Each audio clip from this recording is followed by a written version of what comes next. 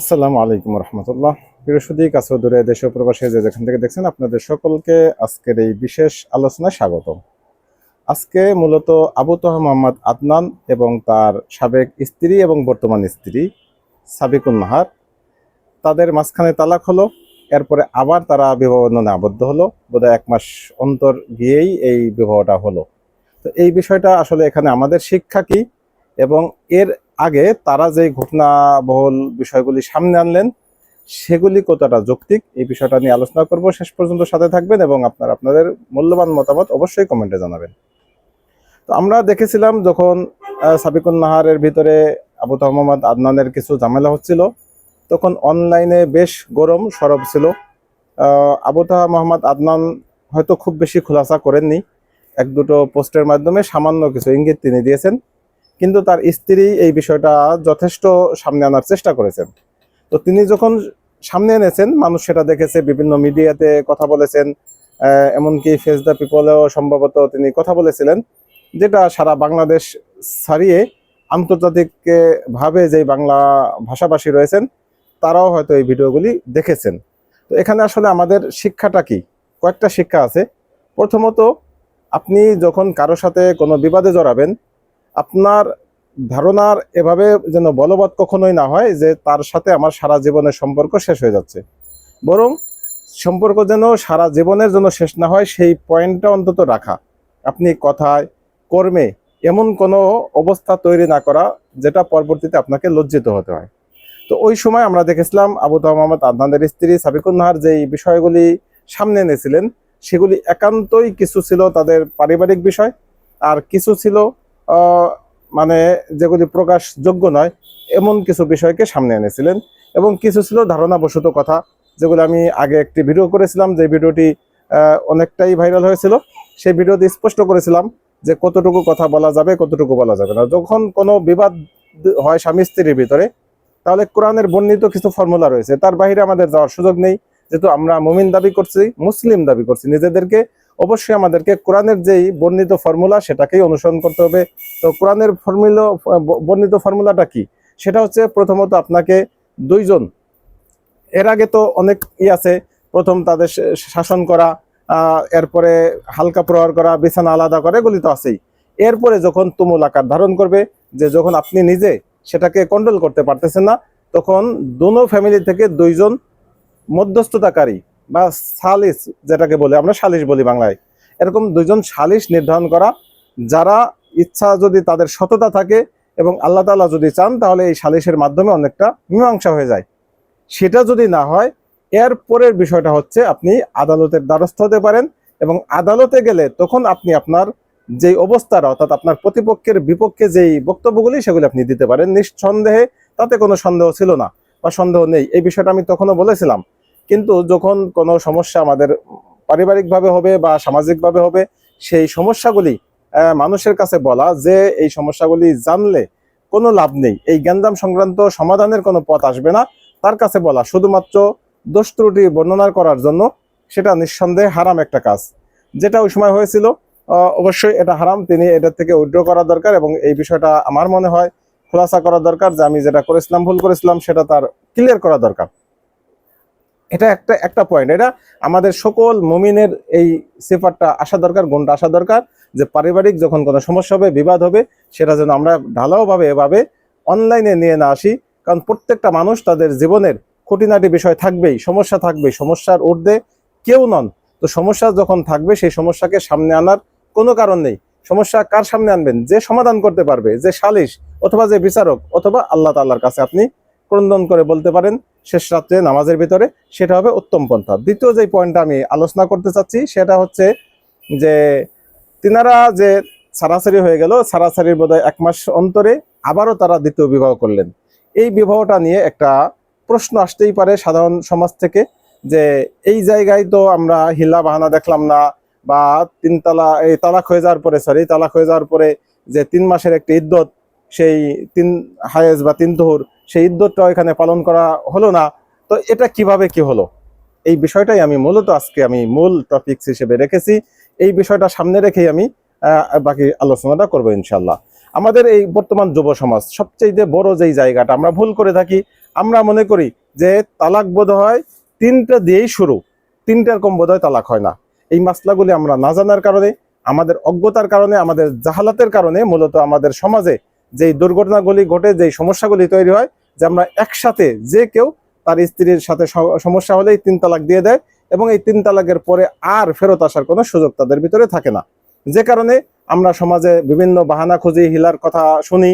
যদিও হিলার কথাটা স্পষ্টত এটা হারাম একটি কাজ, যে আপনি যদি ইচ্ছাকৃতভাবে হিলা বাহানা করেন তাহলে আপনার উপরে আল্লাহ তাআলা লানতের কথা বলেছেন স্বয়ং আল্লাহ তাআলার নবী সাল্লাল্লাহু আলাইহি সাল্লাম। সে কারণে আমরা যে হিলা করে এবং যার জন্য হিলা করা হয়, দুজনের উপরে আল্লাহ তাআলার লানত বর্ষণ করেছেন বা লানত প্রার্থনা করেছেন আমাদের প্রিয় হাবিব সাল্লাল্লাহু আলাইহি সাল্লাম। এই জন্য হিলা করাটা একটা হারাম পদ্ধতি, কোনোভাবেই এটা আমাদের করা উচিত নয়।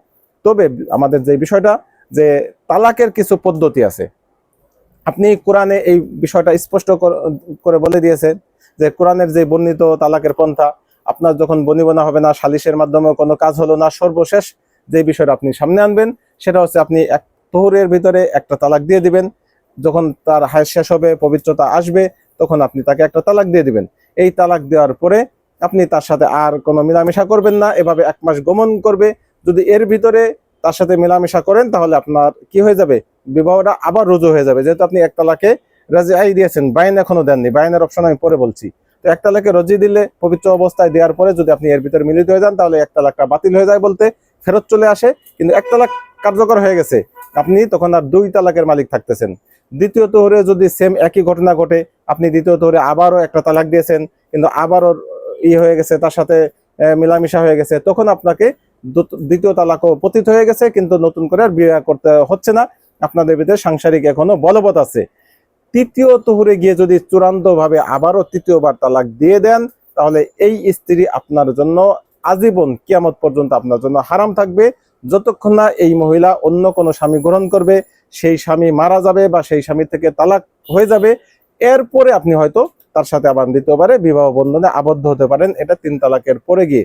আবার ঠিক একই পদ্ধতি যেটা বললাম, যে 1 তালাক 2 তালাক 3 তালাক, যে 3 ধরে দিবেন। আপনি প্রথমে 1 তালাক দিয়েছেন, 1 তালাক দেওয়ার পরে এই পবিত্রতার ভিতরে আপনি কোনো সঙ্গম করেননি, দ্বিতীয় তোহরে গিয়েও আপনি যদি আর 1 তালাক দেন বা না দেন, আপনি দ্বিতীয় তোহরেও কোনো সঙ্গম করেননি, তৃতীয় তোহরেও কোনো তার সাথে মেলামেশা করেননি, এভাবে 3 মাস গমন করে তাহলে এই 1 তালাকের রোজাইটাই বাইন হয়ে যাবে, অর্থাৎ 1 তালাকটাই বিচ্ছেদ হয়ে যাবে চূড়ান্ত রূপে।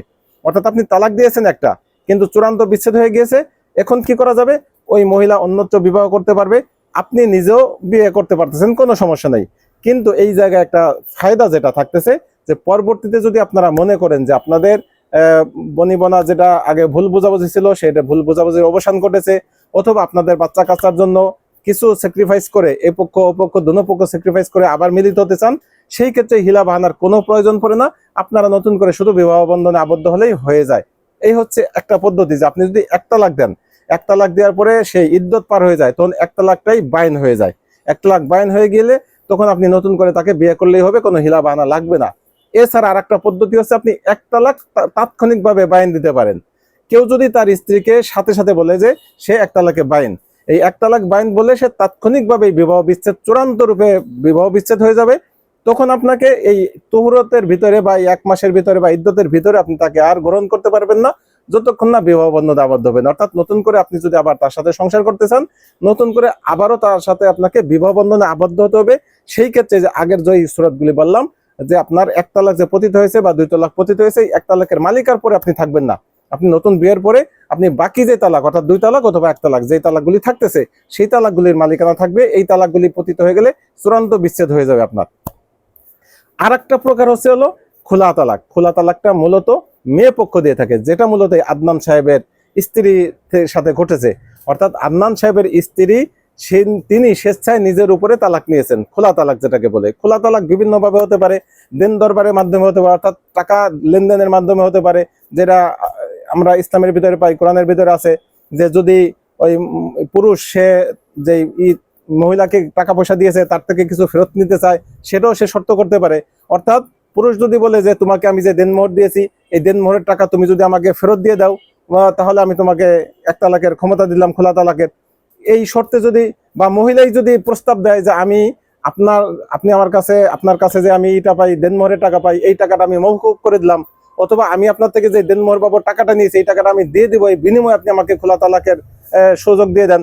তো এই অবস্থা অর্থাৎ কন্ডিশন দুজনে একসাথে যৌথভাবে এগ্রিমেন্টের মাধ্যমে অর্থাৎ দুজনের সম্মতিতে এভাবে তালাক হওয়াটা, এটা হচ্ছে মূলত খোলা তালাক। খোলা তালাকটা এক তালাক হয়ে থাকে এবং এই এক তালাক হওয়ার পরে এটাও একই অবস্থা যে পরবর্তীতে যদি আপনারা আবার মিলিত হতে চান, আবার সংসার করতে চান, সেক্ষেত্রে আপনারা শুধুমাত্র এই দুইজন বিবাহ বন্ধনে আবদ্ধ হলে হবে, শুধুমাত্র সেখানে দুজন সাক্ষী থাকলেই হয়ে যাবে, আর কিচ্ছু লাগতেছে না। এইখানে কোনো হিলা বাহানার দরকার পড়ে না, যেটা এই ঘটনায় ঘটেছে। অর্থাৎ এই আবু তাহের মোহাম্মদ আদনান হাফিজাউল্লাহ এবং এই সাবিকুন নাহারের ভিতরে যে এটা তালাক হয়েছিল সেটা মূলত খোলা তালাক হয়েছিল, এক তালাক হয়েছিল। যেহেতু এক তালাক হয়ে গিয়েছিল এবং এক তালাকে এক তালাকটা বায়ন হয়ে গিয়েছিল, যে কারণে এই ইদ্যতের ভিতরেই নতুন করে তারা শুধুমাত্র বিবাহ বন্ধনে আবদ্ধ হলেই তাদের বৈবাহিক যে সম্পর্ক সেটা বলবৎ হয়ে যাবে। এখন তারা আর দুটো তালাকের মালিক থাকবেন। এই হচ্ছে মূলত মাসালা। এই মাসালাগুলি আমরা না জানার কারণে আমরা যে বিপদে পড়ি, সমস্যায় পড়ি। বিশেষত আমাদের গ্রামগঞ্জে অনেক যুবক ভাই বোন আছে এখনো, তারা মনে করে যে তালাক বোধহয় 3টা না দিলে কাউন্টই হয় না, অথচ তালাক একটা দিলেই হয়ে যাচ্ছে। আপনি কেন 3টা দিবেন? কি কারণে 3টা দিবেন? কোনো প্রয়োজন নেই তো আপনাকে। যেমন আপনি গোসল করবেন, গোসলের ফরজ হচ্ছে 3টা: নাকে পানি দেওয়া, কুলি করা এবং সমস্ত শরীর ধৌত করা। এবং সমস্ত শরীর আপনার একবার ধুইলে হয়ে যাবে। আপনি যদি একবার, 2বার, 3বার, 5বার, 10বার এভাবে আধা ঘন্টা পর্যন্ত ধুইতে থাকেন, আপনার তো প্রয়োজন নেই। আছে কি প্রয়োজন? এটা ফরজ গোসলের জন্য, কিন্তু এটা প্রয়োজন নেই।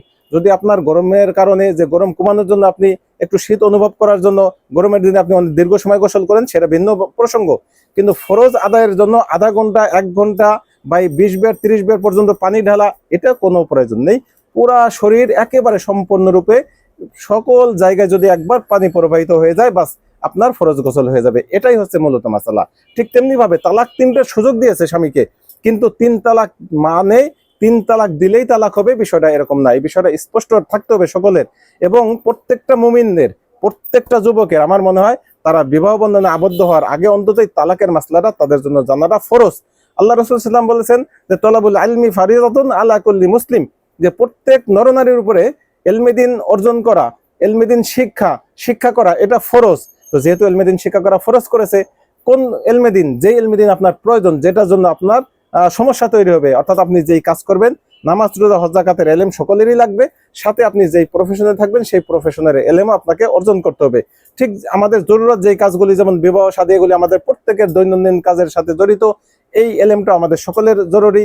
যে কৃষি কাজ করবে তার কৃষি এলেম জরুরি, যে চাকরি করবে তার চাকরির যে এলেম সেগুলি জরুরি, এভাবে যে ব্যবসা করবেন তার ব্যবসার এলেম জরুরি, শিক্ষা করাটা জরুরি। এভাবে যেহেতু পারিবারিক বন্ধনটা সকলের জন্যই হয়ে থাকে, সকলেই বিবাহ বন্ধনে আবদ্ধ হয়ে থাকেন, এবং এটা ইসলামী একটি বিধান এবং সুন্নাহ, গুরুত্বপূর্ণ একটি সুন্নাহ, যে কারণে প্রত্যেকটা যুবক যুবতীর এই মাসালাটা, তালাকের মাসলাটা জানা অত্যন্ত জরুরি। এজন্যই মূলত আমি আজকের আলোচনা করলাম যে আবু তাহের মোহাম্মদ আদনান এবং তার স্ত্রী সাফিকুন নাহার, তাদের ভিতরে যে তালাক হয়েছিল সেটা মূলত খোলা তালাক। এক তালাক হয়েছিল, এক তালাক বাইন হয়েছিল, যে কারণে বিবাহ বিচ্ছেদ হয়ে গিয়েছে।